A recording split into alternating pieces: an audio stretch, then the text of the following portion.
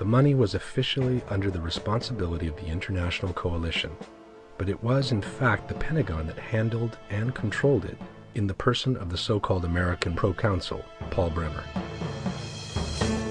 As soon as Bremer took charge of Baghdad, he declared Iraq a territory where the Iraqi law was no longer valid, but he didn't put it under the American law either. This created a vacuum of power in which the only law became the law of survival.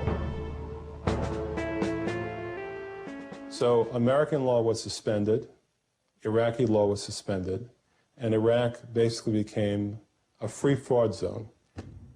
In a free fraud zone, you can steal anything you like. And that was what they did. Any American company that came up with a project was immediately financed, with no questions asked, and sometimes even without signing a receipt. $2 million was due on the 1st of August. We went down to the vault, got the $2 million in crisp new $100 bills. They were shrink-wrapped in $100,000 amounts. We called the representative of Custer Battles and said, come on up and get your payment, bring a gunny sack. We've got your money ready for you.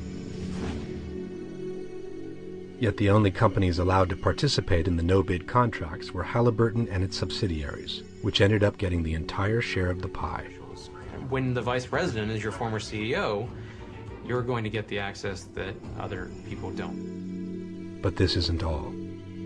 All the money literally disappeared in a couple of months, without a single school, hospital, or bridge ever being built.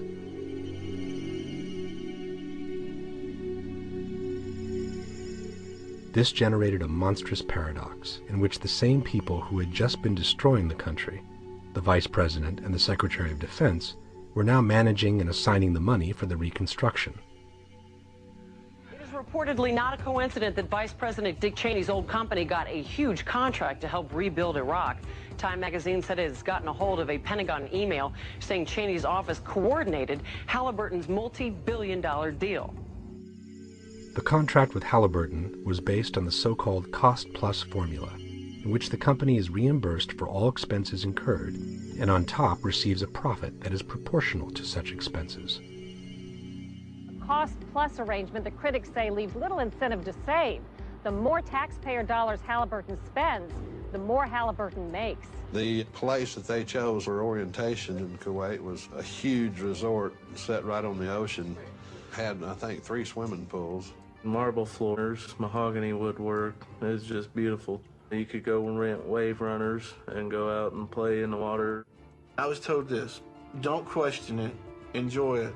It was so lavish. Rows of vegetable platters, beef platters, fish platter. We had it made over there compared to the military. I mean, those guys were living in tents and we had air-conditioned private hooches. The soldiers are sleeping on these little cots out in the middle of the desert, while these KBR executives are driving these $40,000 vehicles.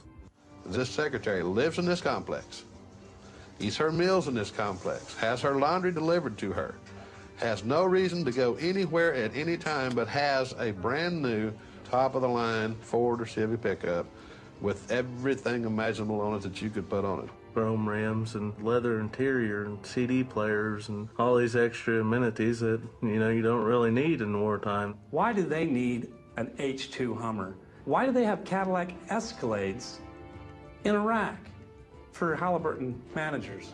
What is the purpose? Cost Plus encourages you to run up the cost of a program because you are going to get a percentage of the end result. Halliburton stock has quadrupled in value since the war began, and taxpayers are being ripped off. In order to truly inflate the costs, however, sleeping in luxury hotels is not enough.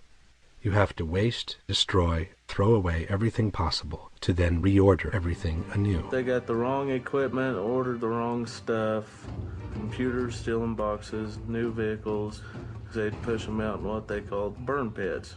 And they just set it on fire, claim it as a loss, get more money for the right equipment or the right stuff they needed. You got brand new trucks over there, and there's not even oil filters. So when the motor blows, what do? Buy a new truck and build the government. $75,000 truck. They wouldn't even have a spare tire to fit it. And we had to blow it up. And they didn't care Halliburton did because the government's paying for it. We knew that every day that a vehicle broke down, we would have to destroy it. And these are maybe $80,000 vehicles, maybe $100,000. You know, they're expensive trucks. We're burning fuel in front of Iraqi people. We're not really doing anything to help, and we just have to follow the orders. As a truck driver in the mail department, they'd send me to these camps with one bag of mail. That's risking my life just to deliver one bag of mail. Halliburton's charging the government for every camp they go by. And your buddy's getting killed for no cause at all. Not even as much as a Band-Aid on the truck. That's how Halliburton was making their killing, making their money. Halliburton was hired to provide clean, safe cooking, cleaning, shower water for the military. One of Halliburton's employees saw something wiggling in the water in his toilet bowl. So I went and tested the water in our water storage tanks. There was no chlorine in them, none. The water we showered in every single day was extremely contaminated.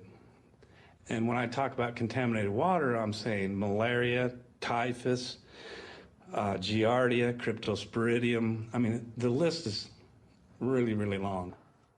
They were only concerned with making their profit and didn't care how it may affect the troops. Of the 67 water treatment plants that Halliburton run, 63 of them weren't providing safe water. And the Marines are showering in it every single day.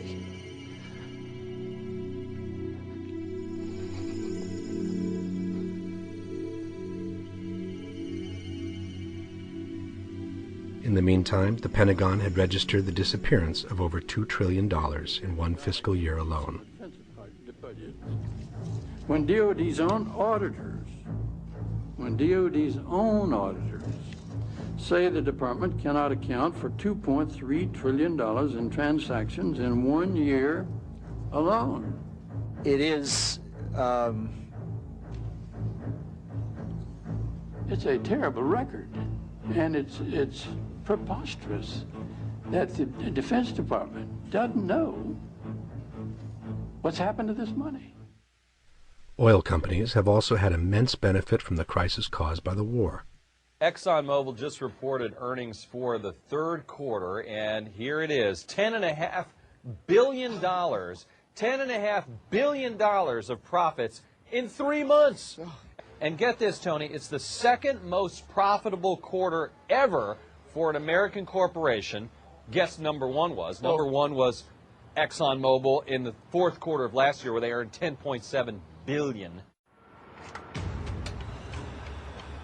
The more oil companies gain, the more they can finance an administration that has clearly been acting according to their own interests.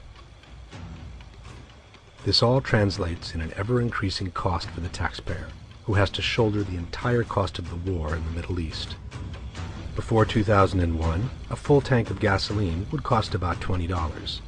The same fill-up today costs over $50. For the military industry, the private companies, and the oil companies, the consequences of September 11 have turned into a bonanza of profits that has become difficult to translate into actual numbers. They were thinking about 9/11 not as an attack, but as a gift. In the meantime, tens of thousands of mercenaries have reached Iraq from all over the world, perfectly organized by specific companies, but paid for by the American taxpayer. They have found in Iraq the ideal ground to express their vocation. Train, come and wrap the biscuit. This is a group of mercenaries from Aegis, a British security company, having fun while shooting people in the streets around Baghdad. Come and wrap the biscuit. Well, it took my baby, but it never will again.